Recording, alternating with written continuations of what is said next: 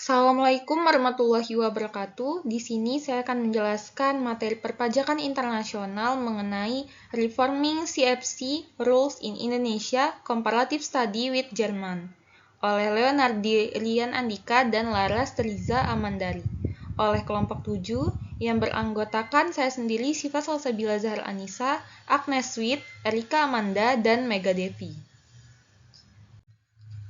CFC menjadi salah satu tantangan utama dalam sistem perpajakan global. Praktik ini memungkinkan wajib pajak memindahkan penghasilan ke yurisdiksi dengan pajak rendah atau tax haven untuk mengurangi kewajiban pajak di negara asal. Fenomena ini telah mendorong komunitas internasional termasuk organisasi kerjasama dan pembangunan ekonomi untuk merancang Base Erosion and Profit Shifting atau BEPS Action Plan sebagai kerangka kerja global untuk menanggulangi permasalahan tersebut. Salah satu rekomendasi BEPS yaitu Action Plan 3, berfokus pada penguatan aturan CFC guna melindungi basis pajak domestik dari erosi. Pengaturan CFC bertujuan untuk memastikan bahwa penghasilan pasif dari entitas asing yang dimiliki oleh wajib pajak domestik dikenakan pajak di negara asal pemilik. Di Indonesia, aturan CFC pertama kali diterapkan pada tahun 2017. Sebagai perbandingan, Jerman telah menerapkan aturan CFC sejak tahun 1972 melalui Foreign Transaction Tax Act. Penelitian ini bertujuan untuk menganalisis efektivitas regulasi CFC di Indonesia berdasarkan pendekatan BEPS Action Plan serta memberikan rekomendasi kebijakan untuk memperkuat kerangka peraturan domestik.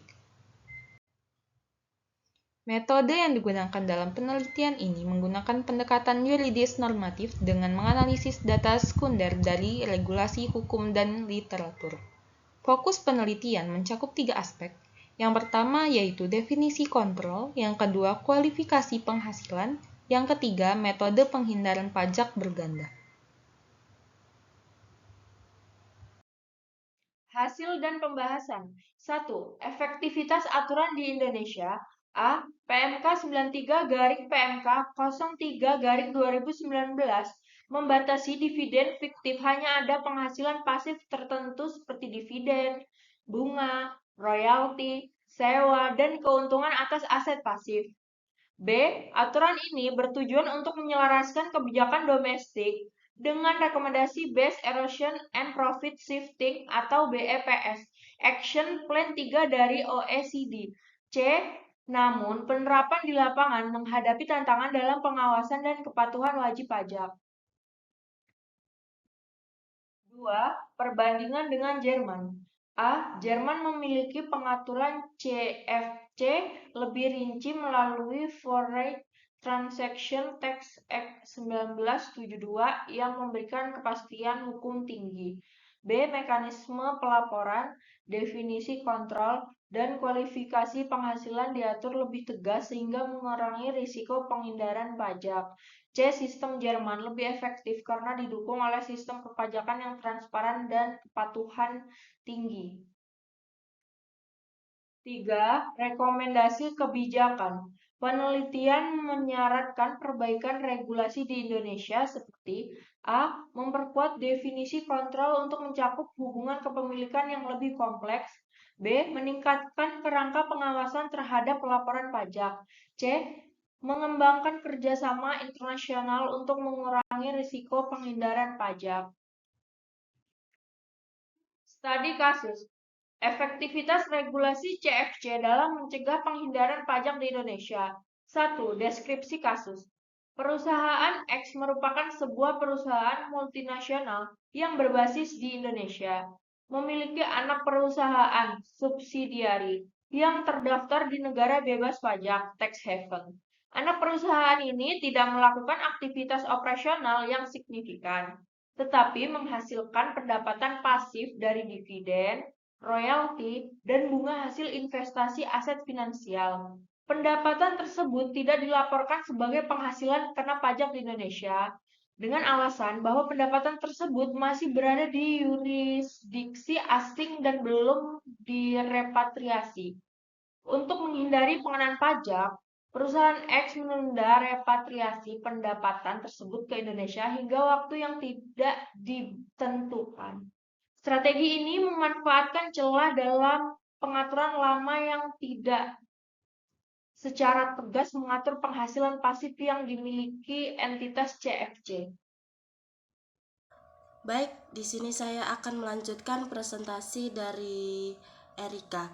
2. Regulasi yang berlaku sejak diterbitkannya PMK 93 PMK 03 2019, Indonesia memperkenalkan mekanisme baru yang menyatakan bahwa pendapatan pasif tertentu dari CFC dianggap sebagai dividen yang diterima oleh pemilik saham di Indonesia.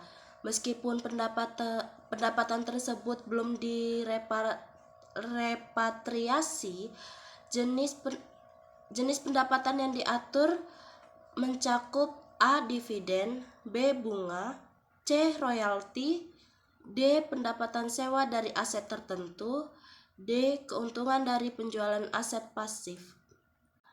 3. Intervensi. Berdasarkan aturan PMK 93 PMK 03 2019, Otoritas Pajak Indonesia dapat A. Menetapkan penghasilan pasif sebagai dividen fiktif. Otoritas pajak menganggap pendapatan pasif yang diperoleh anak perusahaan di negara bebas pajak telah diterima oleh pemilik saham di Indonesia pada akhir bulan ke-7 setelah tahun pajak berakhir.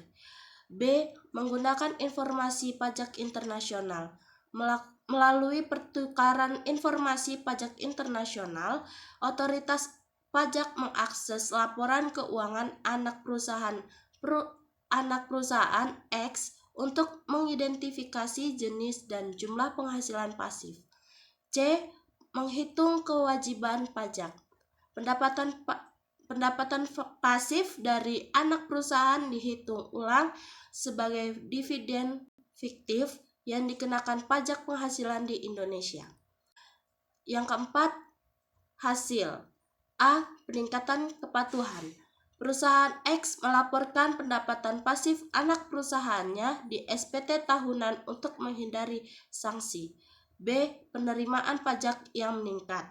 Regulasi ini memungkinkan otoritas pajak mengamankan basis pajak yang sebelumnya lolos dari pengawasan.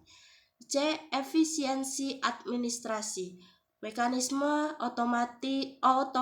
otomatisasi pengenaan dividen fiktif memberikan kepastian hukum dan meminimalkan celah untuk penghindaran pajak. Materi selanjutnya akan dilanjutkan oleh rekan saya. 5. Evaluasi efektivitas. Yang A. Keberhasilan. Regulasi ini berhasil menekan praktik penghindaran pajak melalui negara bebas pajak dan meningkatkan penerimaan pajak negara. Yang B. Tantangan. Tantangan di sini dibagi menjadi 2, yaitu 1. Kurangnya kapasitas pengawasan dan data yang memadai dari yurisdiksi asing. Yang kedua, resiko ketidakpatuhan jika wajib pajak mencoba memanfaatkan struktur kepemilikan yang lebih kompleks. Yang keenam, rekomendasi. Yang A adalah penguatan kerjasama internasional yang dimaksud mengoptimalkan pertukaran informasi antar negara melalui jaringan OECD atau bilateral. Yang B, peningkatan pengawasan digital, yaitu menggambarkan sistem pengawasan berbasis teknologi untuk memonitor aliran pendapatan lintas negara. Yang C, penyempurnaan regulasi, yaitu memperluas cakupan definisi kontrol dan penghasilan pasif untuk mencakup skema penghindaran pajak yang lebih kompleks. Kesimpulan dan saran. Yang pertama, kesimpulan. Aturan CFC di Indonesia merupakan langkah progresif dalam mencegah penghindaran pajak, tetapi masih membutuhkan penyempurnaan dan pengawasan yang lebih baik. Perbandingan dengan Jerman menunjukkan perlunya penguatan regulasi dan peningkatan kerjasama internasional untuk mengurangi praktik penghindaran pajak yang melibatkan entitas CFC. Yang kedua, saran. Saran di sini dibagi menjadi 3. Yang pertama, kerjasama internasional. Indonesia perlu memperluas cakupan pertukaran informasi pajak lintas negara untuk mendukung pengawasan aktivitas CFC. Yang kedua, penguatan definisi dan pengawasan, yaitu regulasi perlu mencakup definisi kontrol yang lebih rinci serta peningkatan kapasitas otoritas pajak untuk mengelola data yang kompleks. Yang ketiga, penyempurnaan teknologi, di mana sistem berbasis teknologi dapat membantu dalam memantau penghasilan lintas negara secara efisien. Dalam regulasi CFC di Indonesia telah memberikan dasar hukum yang lebih baik untuk melindungi basis pajak domestik, tetapi masih membutuhkan penyempurnaan agar dapat sepenuhnya mencegah penghindaran pajak secara sistematis.